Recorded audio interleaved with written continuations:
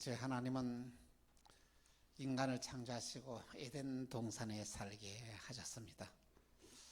하나님이 인간을 창조하실 때에 남자와 여자로 창조하셨는데 그 이유는 이 세상을 살아가면서 서로 돕고 살랐고 남자와 여자를 창조하셨던 것입니다. 아담은 에덴 동산을 관리하고 다스리면서 모든 짐승들에게 이름을 다 지어 주었는데 짐승들에게 이름을 부르면서 그들을 통치하고 관리하기가 그 이름이 있어야 좋지 않겠습니까? 그러고 난 이후에 아담은 깊은 잠에 빠집니다.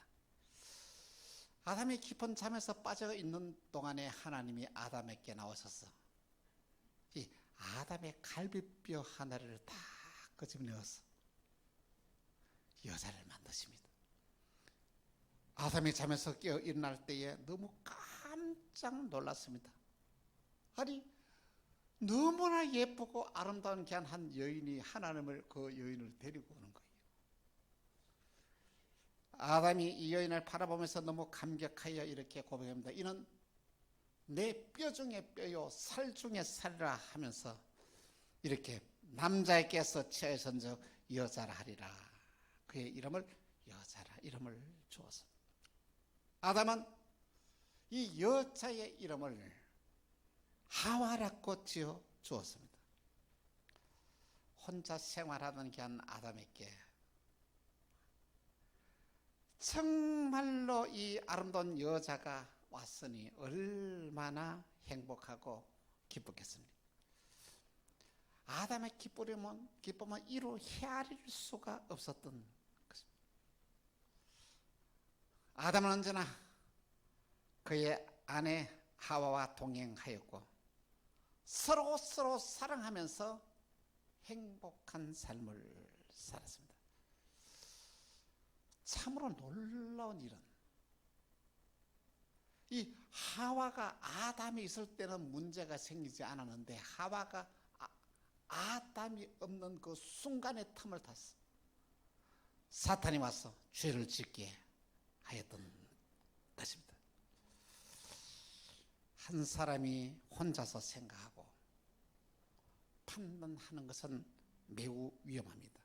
그러나 두 사람이 함께 의논하고 힘을 합치면 놀라운 일들을 이루어 나갈 수 있는 것입니다. 전도서 4장 9절에서 12절에 이렇게 말씀하고 있습니다. 한 절씩 교독합니다.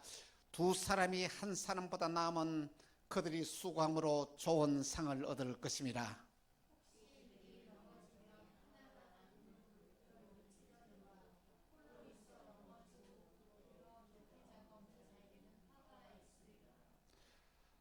또 두 사람이 함께 누우면 따뜻하거니와 한 사람이면 어찌 따뜻하랴.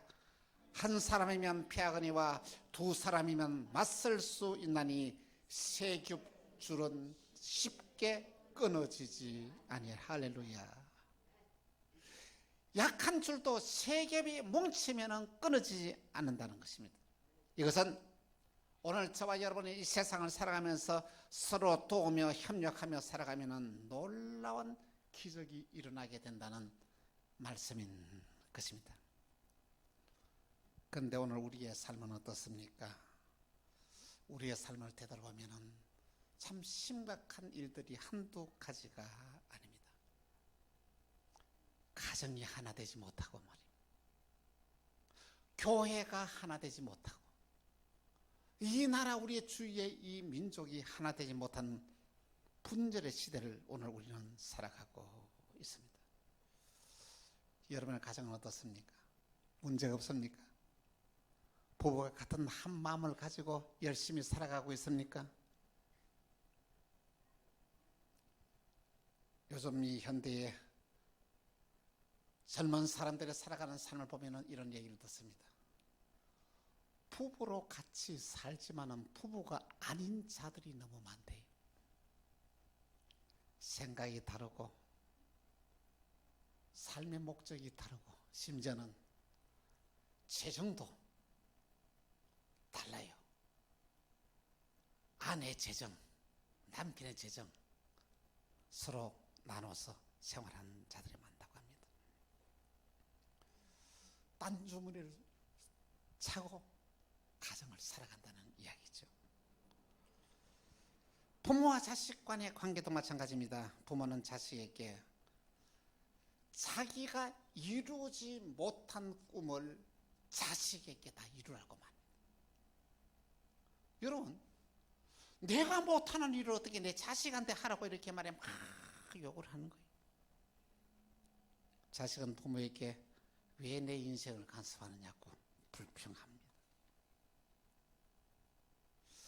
부모와 자식은 하나님이 맺어준 관계라서 이를 가르쳐 철준이라고 합니다. 끊을라야 끊을 수 없는 관계가 부모와 자식 간의 관계예요. 형제와의 관계입니다. 그러므로 하나님이 맺어주시는 게 철준의 관계를 잘 해야 그것이 바로 하나님을 잘 섬기는 게 믿음의 증거다는 말씀인 것입니다. 여러분, 여러분의 가정이 행복하고 싶습니까? 행복하게 살아갈 수 있는 비결을 오늘 본문은 우리에게 말씀하고 있는데, 돕는 배필의 삶을 살면 행복하다고 말씀하십니다. 아내는 늘 남편의 입장에서 생각하면서 어떻게 하면 남편을 도울까를 생각하면서 살아가야 돼요. 내가 당신 만나가서 이 고생한다 이런 말을 해서는 안 됩니다. 내가 당신을 만나서 내가 너무 행복하다고, 내가 시집을 너무 잘했다고 이렇게 말해야 되는 거예요. 그래야 아내가 행복한 거예요. 남편 말합니다. 내가 당신 안 만났으면 어떻게 할 뻔했나 말이야. 내가 당신 만나기 때문에 이렇게 행복하다.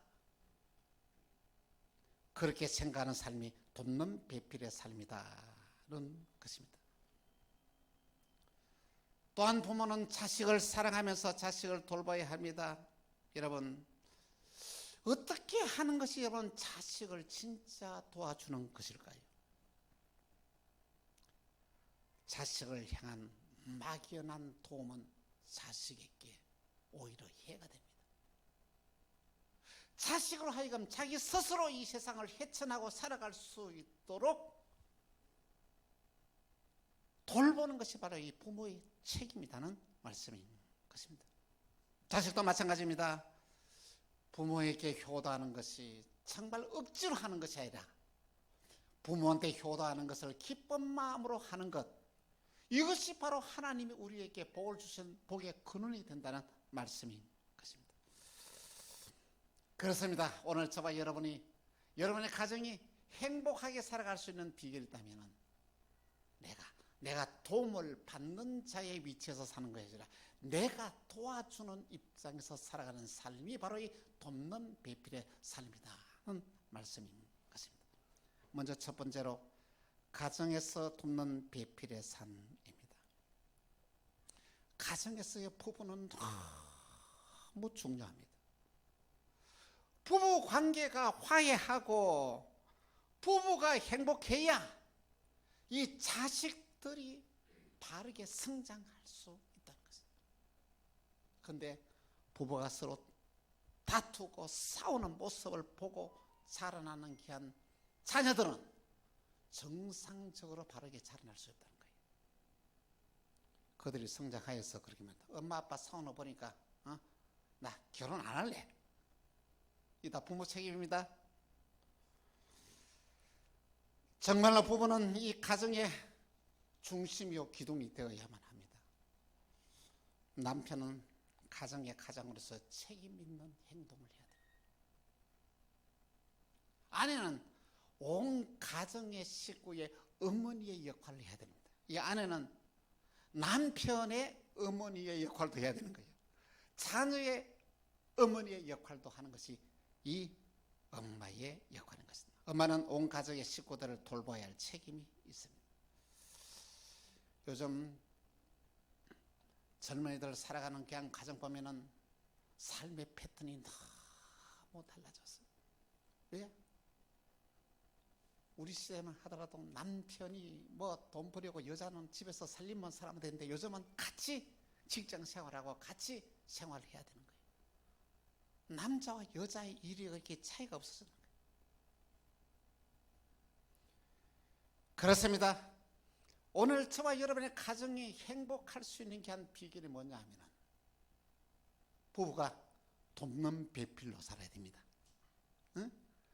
아내는 남편을 돕는 배필로 살아야 되고, 남편은 아내를 돕는 배필로 살아야 가정이 행복하다는 것입니다. 여러분, 행복이 어디서 오는지 아십니까? 행복은 돕는 배필로 살아갈 때에 진정한 행복이 찾아옵니다. 남편은 어떻게 하면 아내를 행복하게 할까? 이 초점을 맞춰서 살아가야 돼요. 또 아내는 어떻게 하는 것이 남편에게 용기를 주고 힘을 주고 남편을 즐겁게 할까? 이 목적으로 살아가는 삶이 돕는 배필의 삶입니다. 우리 만나게 모든 성도들의 가정은, 부부들은 모두 돕는 배필로 살아서 온 가정의 식구들이 행복하기를 주 예수 이름으로 축원합니다. 두 번째는 교회의 돕는 배필의 삶입니다. 교회는 그리스도의 몸입니다. 교회는 그리스도의 지체로서 하나님의 원하시는 뜻을 이루어가는 것이 교회의 본질입니다. 성경은 우리에게 참으로 놀라운 비밀을 가르쳐주고 있습니다. 고린도후서 11장 2절에 이렇게 말씀하고 있습니다. 같이 시작. 내가 하나님의 열심으로 너희를 위하여 열심을 내노니 내가 너희를 정결한 처녀로 한 남편인 그리스도에게 드리려고 중매함이로다. 할렐루야. 교회는 누구라고요? 그리스도의 신부라는 말씀인 것입니다. 신부된 교회는 어떻게 살아야 될까요? 신랑 되시는 예수님을 위하여 돕는 배필의 삶을 살아가야 돼요. 어떻게 살아가는 것이 예수님이 기뻐하는 일일까? 이쪽에만 초점을 맞추고 이 교회가 생활하고, 교회가 주님이 기뻐하는 일에 목적을 두고 살아가야 한다는 것입니다.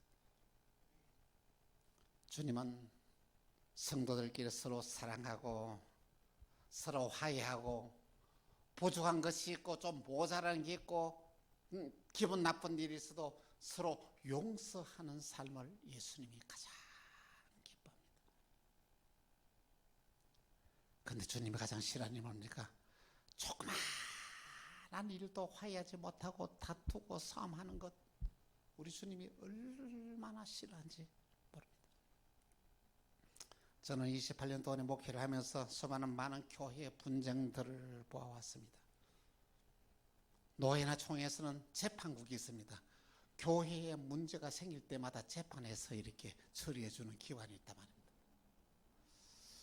그런데 놀라운 것은 내가 28년 동안 보면서 노회나 총회 재판국에서 어느 한 교회를 문제를 해결하는 교회를 보지 못했다는 것이죠.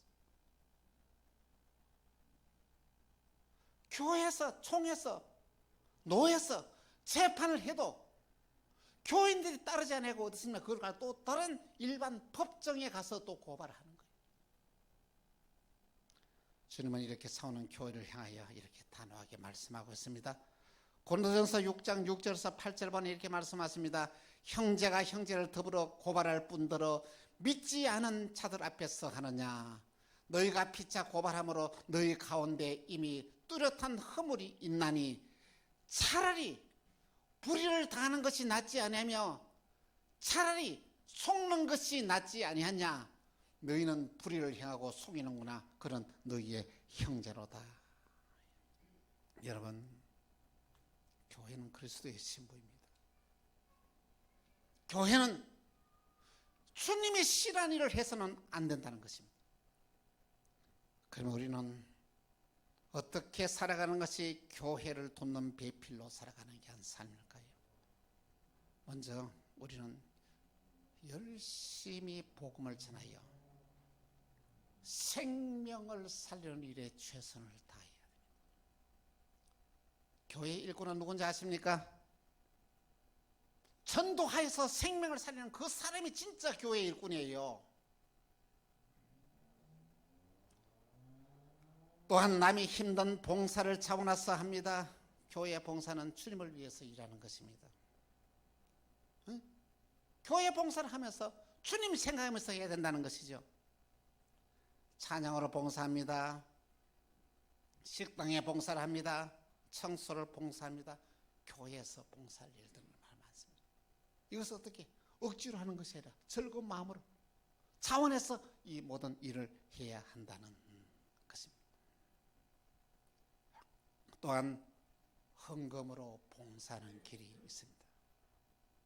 여러분, 참 놀라운 것은 교회에 여러분들이 아무리 많은 헌금을 해도 한 사람도 알아주는 사람도 없고 칭찬하는 사람이 한 사람도 없습니다. 여러분이 교회에 헌금하는 것을 갖다가 다른 선교단체나 다른 일반에 해보면 얼마나 이거 높임 받겠습니까? 교회는 몇 천만 원 하고 몇 억을 헌금을 해도 어느 누구도 알아주는 사람이 없다는 것이죠. 교회 봉사도 마찬가지입니다. 내 있는 걸 다 희생하고 하더라도 아무도 알아주는 사람이 없습니다. 문제는 그 자체가 복이라는 것입니다. 내가 헌신하고 내가 희생하는 것을 사람들이 알아주지 못한 것은 누가 하면 하나님이 보상하기 때문에 그 자체가 축복이라는 것입니다. 누가복음 14장 13절에서 14절에 이렇게 말씀하고 있습니다. 같이 시작.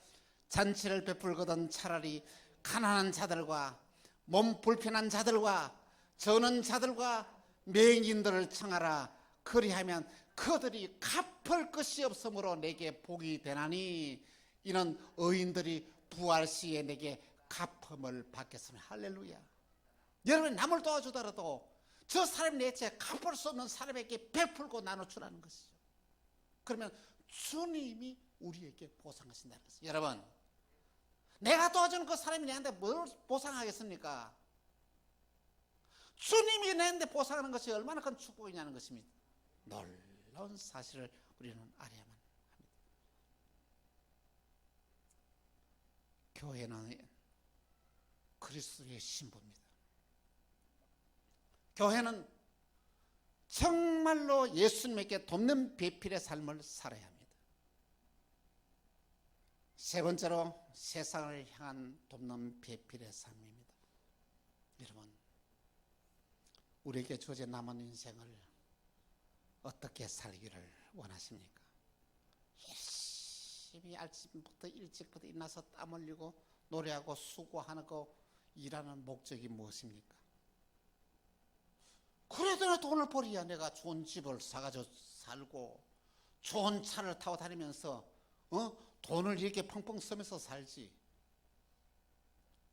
여러분, 그렇게 살아가는 것이 여러분의 삶의 목적은 아닙니까? 돈 많이 벌어가지고 펑펑 돈을 쓰면서 큰 소리 치면서 사는 것이 여러분의 삶의 목적이 아닙니까? 그렇게 살면 행복할 것 같습니까? 내가 하고 싶은 일 다 하며 내가 갖고 싶은 거 다 가지고 그렇게 살아가면 행복한다고 여러분 생각합니까? 아닙니다. 틀렸습니다. 솔로몬 왕이 그렇게 살았습니다. 자기 갖고 싶은 거 다 가졌습니다.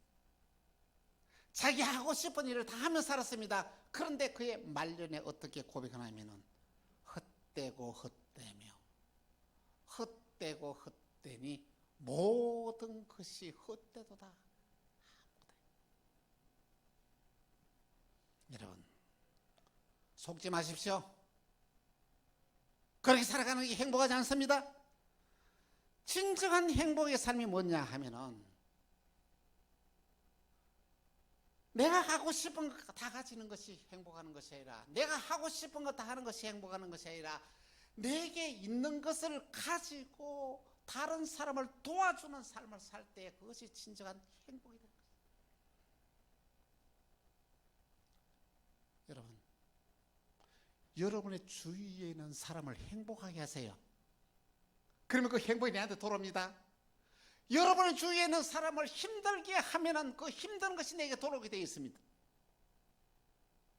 행복하게 살아가는 비결이 뭡니까? 돕는 배필의 삶을 살아가야 됩니다.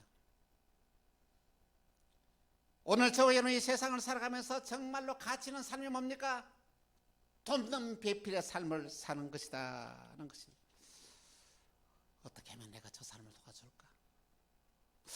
어떻게 하면 저 사람을 행복하게 해줄까? 어떻게 하면 내 저 사람을 웃게 만들어줄까?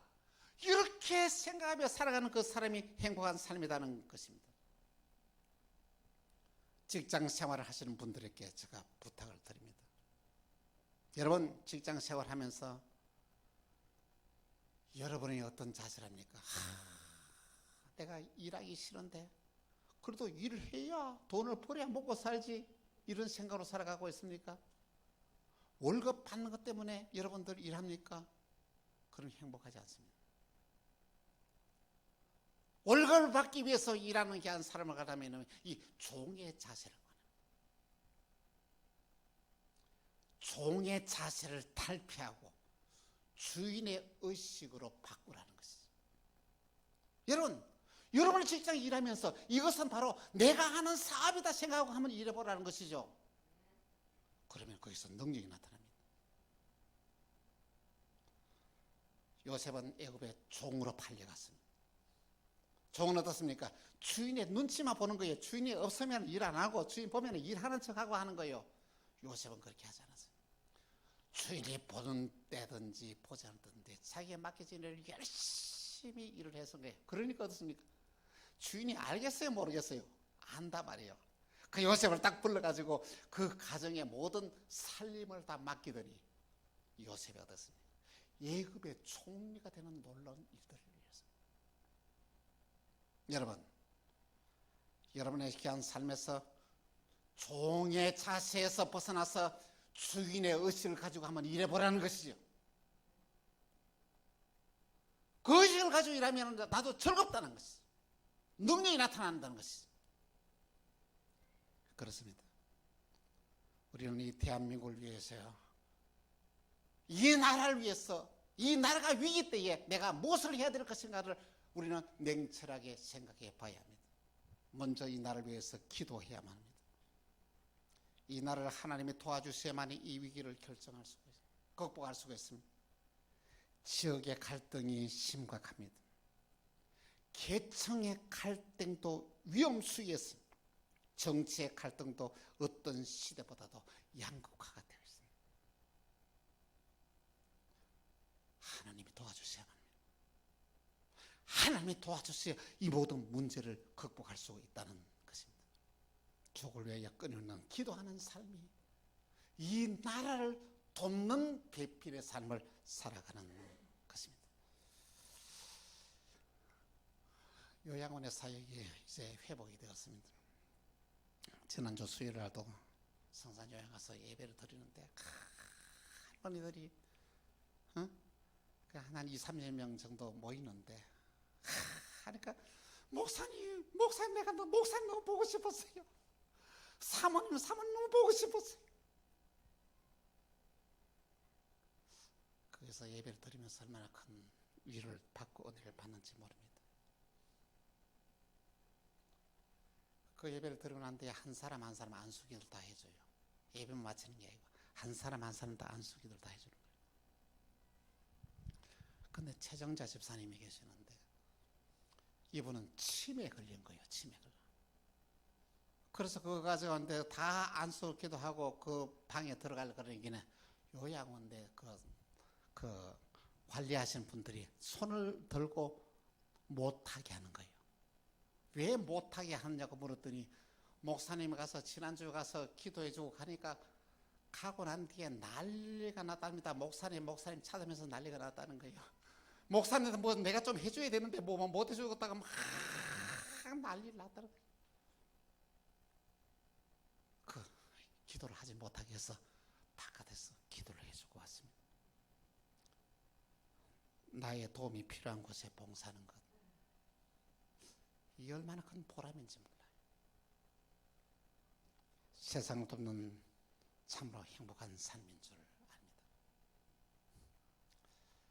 사랑하는 성도 여러분, 5월은 가정의 달입니다. 여러분의 가정이 행복합니까? 행복해야만 합니다. 여러분의 가정이 행복하지 않은 이유가 있다면 내가 돕는 배필의 삶을 살지 못해서 그렇습니다.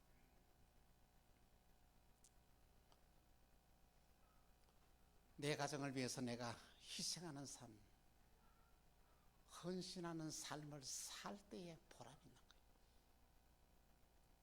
대접받고 살아가는 것, 그것이 행복이 아니다는 것이. 내가 남을 대접해서 살아야 그것이 진정한 행복이 찾아온다는 것이. 여러분의 가정에 먼저 부부가 아내도 돕는 배필을 살기를 바랍니다. 남편도 돕는 배필을 되기를 바랍니다. 자녀도 돕는 배필의 삶을 살기를 바랍니다. 부모도 돕는 배필의 삶을 살기를 바랍니다. 주님이 바라는 귀한 삶이 있다면 오늘 저와 여러분이 이 세상을 살아가면서 남을 도와주고 남을 행복하게 위해서 살아가는 귀한 삶을 살아가는 것이 돕는 배필의 삶. 오늘 저와 여러분의 살아가는 삶의 의미가 내 주위에 있는 사람, 내가 만나는 사람을 행복하게 해주기 위해서 그 목적으로 살아갈 때에 진정한 행복이 나에게 찾아온다는 것입니다. 우리 모두 돕는 배필로 삶을 살아가는 저와 여러분이 다 되기를 바랍니다. 그러하면 진정한 행복이 나에게 찾아오게 되는 것입니다. 우리 모두 돕는 배필의 삶을 살면서 하나님의 언약한 놀라운 축복을 받아 누리는 저와 여러분이 다 되시기를 주 예수의 이름으로 축원합니다. 기도하겠습니다. 주님 감사합니다. 저희로 하여금 돕는 배필의 삶을 살게 하여 주옵소서. 행복해지는 비결이 남을 행복하게 하는데 우리가 우리의 삶을 들어야 행복이 나에게 찾아온다고 말씀을 주었습니다. 주님, 에덴 동산에 아담과 하와가 행복하게 살았던 것처럼 만나게 모든 성도들의 가정마다 진정한 행복이 넘치는 복된 삶을 살게 해 주시고 서로 사랑이 넘치는 복된 삶 살게 하시고 서로 위로하고 서로 격려하고 서로 칭찬하는 삶을 살게 하시고 서로 희생하고 봉사하는 삶을 살면서 진정한 행복한 삶을 살게 하여 주옵소서. 사랑합니다. 축복합니다. 주 예수 그리스도 이름으로 기도합니다. 아멘.